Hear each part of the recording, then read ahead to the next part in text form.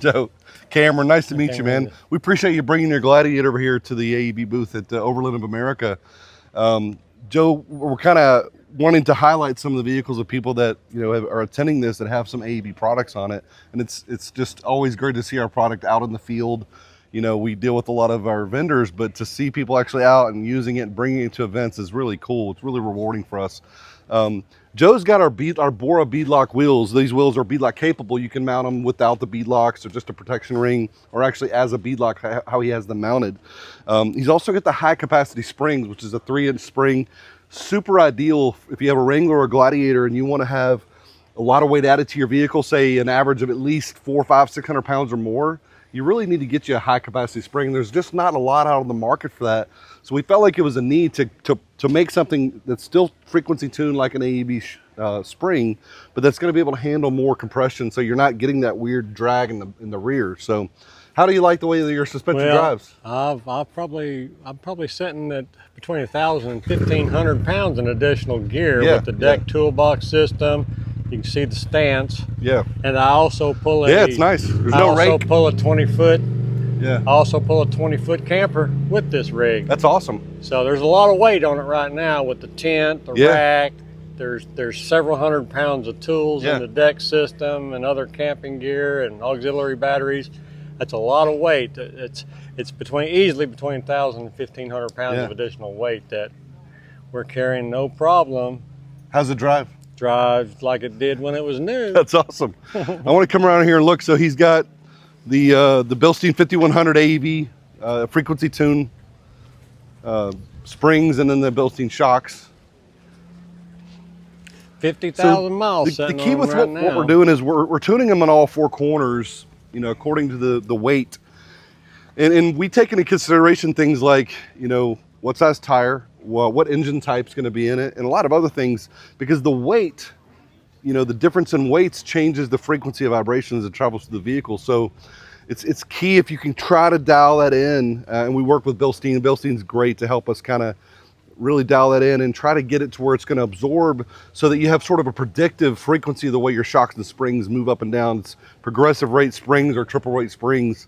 And a lot of the lifts out there are going to have a dual rate, so it's not as much of a seamless, smooth ride when you're going from maybe smooth ground over to off-road and kind of rocks and back and forth. This is going to kind of give you that. So we call it a dual sport suspension, because we're trying to tune it for both dual, for off-road, on-road, and you do tend to see some of the lifts are maybe great driving on the road, but man, once you kind of take them off-road and you start to articulate, you can tell, they're bottoming out, hitting metal on metal, or they're just kind of rough, or they're really good for deep articulation for off-roading, but they're just rough and all over the place on the road. So has that kind of been your experience? It feels good both on-road and off-road? And the first thing you notice is most off-road vehicles, when you're running other brands of adjustable shocks and off-road shocks, you notice how harsh they are the minute you get off-road until you air down your tires. When you air down your tires, then you kind of seem to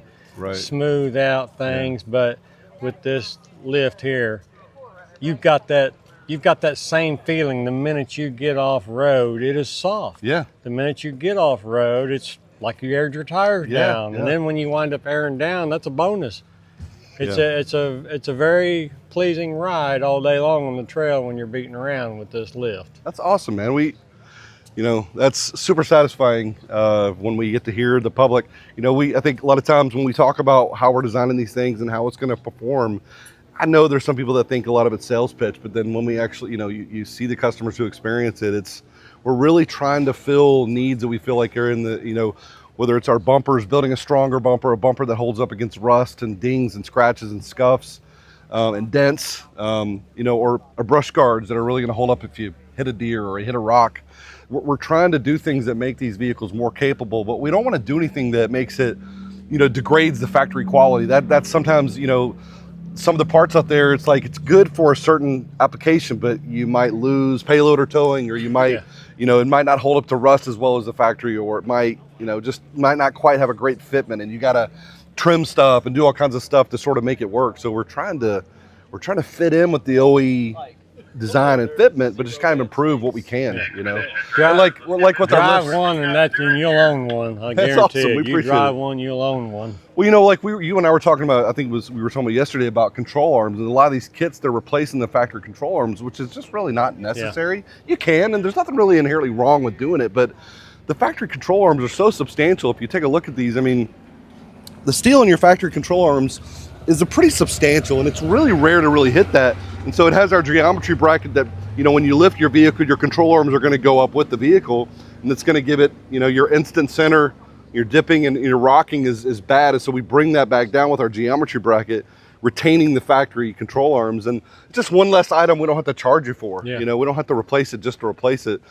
Same with track bars. If we can just adjust like we do with like in the rear, the track bar tower, where, you know, when you lift it, it's going to go up. We want to just raise up that lower end, level out the track bar angle. The center of your track bar is your roll center. It's the center of like the waist of the vehicle. And so a lot of these lifts are not appropriately bringing that up, and so they get this sort of weeble wobble. You have your roll center and your center of gravity, and they're lifting it, and now it's more like this. And so we're stock lifted AEV, and so again, this is your roll center, so we have less movement this way and also real stable. So when you slam the brakes onto this, instead of feeling like this, it kind of sinks a little bit and goes stop straight, which prevents a lot of the weird behavior. A lot of your lifts, they do a weird thing where you slam on the brakes. Let's say someone stops in front of you abruptly and you have to slam your brakes. They want to steer off one way because that's the weird angles that they have of the geometry on their lift. And I'm not, you know, this is not about any one specific company. You know, everybody out here in this business is trying to get things better than they have it, but we see some inherent weakness in some of the other ways that people do things, and we're just trying to, you know, we're trying to purpose build it. You know, we're not trying to do it the way other people do it because that's popular or that's what looks as a fancy look or style. It's like we have a specific purpose of how we're designing a part. If it's not really a purpose to it, we're not going to build it just to have, well, this is our part. You know what I mean? Initially, when I bought the lift and put it on, I thought, oh, wow, it's just ridiculously high. There's no way this is 3-inch lift. Yeah. And then I realized I had some 2-inch spacers on there that AEV figured out when I sent them pictures when we was trying to figure out what was going on with why the Jeep was setting so high. What was that process like working with AEV? It was smooth process. They, in no time at all, the first picture I sent them with that front axle, they spotted those spacers like that. They knew those spacers were there. They seen them. So it's kind of like you had kind of like two lifts. Yeah. And you're no stranger to lifting Jeeps. No, so I've been doing them for over 45 years. That's awesome. And he was 5 years old when he started lifting. So yeah, I'll tell you what, I've wheeled some of the most expensive lift kits on the market out there. Some of the biggest name brands out there, and to me, this is a game changer. This is a no-brainer. Yeah. This lift right here has been the best lift I have ever had on a Jeep in 45 years. That's I've awesome. done Old Man emus, I've done them all. Yeah. And this is a game changer. So that's awesome. You know, don't listen to the naysayers. Drive one before you make up your mind. This Jeep has had almost 50,000 miles of hard off-roading, rock crawling with some of the best of them. And the factory control arms and the drop back brackets work great with this lift. Don't listen to the naysayers. Try it yourself. You've got a YouTube channel. Where can people find this rig on the trail? Overland Addiction. Let's do a real quick all the way around his vehicle. Let's see, you know. Do you want to maybe quickly tell us a little bit about each thing you've added? Obviously, we already talked about the lift and the wheels. You want to tell us a little bit about your... I've added, of course, the Moto-Built rock sliders. These are frame, weld-on rock sliders, and they're tough rock sliders. They take a beating. They're substantial. And, you can pick up the whole Jeep by them rock sliders. I like how you got the sort of the rough non-slip texture for non-slip. Yeah. That was just something we come up with. We didn't powder coat them. We just painted them because the rock sliders take such abuse that once you start chipping the powder coating, there's no way to recover from that there's no way to touch up the powder coating, and you've got them welded on, so we stayed with paint so it could be refurbished. And, you told me you've been through, how many badges do you have for trail badges? We've been through 26 badge of honor trails and major off-road trails in Moab. We've done over 26.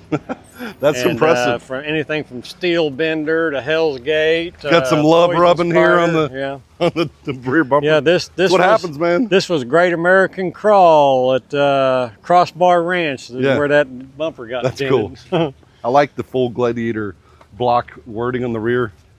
I've seen several people with that. I like it. And this is the. But this is some of the weight that we're carrying. We've got the deck. We've got the deck system, and it's loaded with tools. There's a couple 100 pounds worth of tools in that drawer, and then of course we carry all of our cook stoves and camping gear in that one. And the refrigerator, we got a lot of weight on here that this high capacity lift from AEV doesn't even know that's there. So do you do this by yourself? Do you bring someone with you? I do it by myself, just me and my dog. Gotcha. Yeah, so your dog was sweet. He's been on every trail this Jeep has been on. He was being just super friendly to me when I came over there. You see a big dog like that, you're like, I don't know, you know. He's he was real nice. He's a built-in tilt meter, because when you get on excessive climbing and excessive trail, he goes to squeaking like crazy in the back seat. So he's like a built-in tilt meter. He's like telling you, no, we ain't doing this. He doesn't like it. That's funny. Yeah, this is cool. You got a sort of a Molly, whatever you call it. Yeah, this is a fold down table. Yeah. That oh, that's a table. That's cool. Yeah, it's a stainless steel table. And oh, look at that. It's nice. Yeah. And then we've put the rooftop tent. There's 200 watts of solar on the roof. There's 100 amp hour battery standalone with a red arc system. Yeah. And all this switch and lighting, I mean, it all lights up pretty good at nighttime. Between that and all these lights we put in here, so we can see what's going on. Yeah, just at night when you're back here. I mean, you ever slept up in here? Yeah, I have slept up. You can roll a pad. A little pad out there, yeah. We carry, you know, we've been out on the trail pounding U-joints. Like I said, I've been doing this 45 years. Yeah. And it's like when you're trying to do a U-joint, it's always hard to find that one rock that stays together where you can pound out a U-joint. So we carry an anvil. That's awesome. We got our own U-joint. You do kind of, you know, you evolve over time just from learning, like, man, I wish I had such and such. I damn sure could have used it, you know? Yeah. Yeah, cool, I only get caught one time on a trail without it, and I guarantee it the next time I got it. That's awesome. I really appreciate you bringing us over here.